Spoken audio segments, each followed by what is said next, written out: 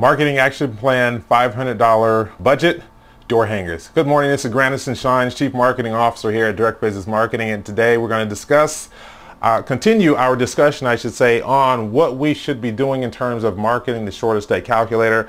We are going to be talking about door hangers and what we have found to be the best practice when you are marketing using these door hangers. Okay, so let's look at our handy diagram here. We always say generate, capture, store, nurture, right? 5 lead generating activities, driving them to one site so we can capture the prospect's information, deliver the information and store it somewhere, right? So deliver the information that we promised to them for the shortest stay calculator. It is the report that they get, storing that database information, and then going to nurturing via your lead management system with autoresponders and everything else, and even picking up the phone and calling your client. So this one's going to be nice, short, and sweet. We have 3 things I want to talk to you about today regarding the door hanger. So let's look at our next slide. First of all, we have found the best practice to be to market or farm a specific area. So let's just take one area initially. And we always talk about testing information or testing marketing before you spend a bunch of money. So take the opportunity and take the time to test a specific area, okay? So if you are familiar with an area and you feel that that area has, I don't know, say 500 or so homes in it, and you want to, in this neighborhood, and you want to experiment and or test your marketing theory, right, initially, with that particular market, just go ahead and put some information out there. Put the door hangers on the actual homes, and you can get someone to do it for you or whatever, but make sure they're there and then test the results.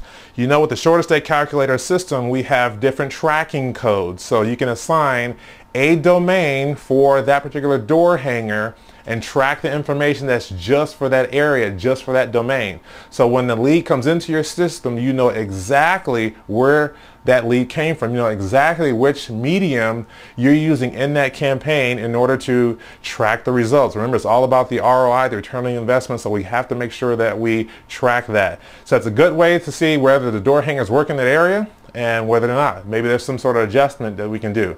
Now, if you want to really get a little fancy, test 2 areas. Maybe print out 1,000, test one area here and one area there. And we'll see we'll do an A/B split test and see which area gets the best results. And then maybe that's where you initially want to spend more marketing dollars in that particular area, if it's A or if it's B. Okay, let's look at point number 2.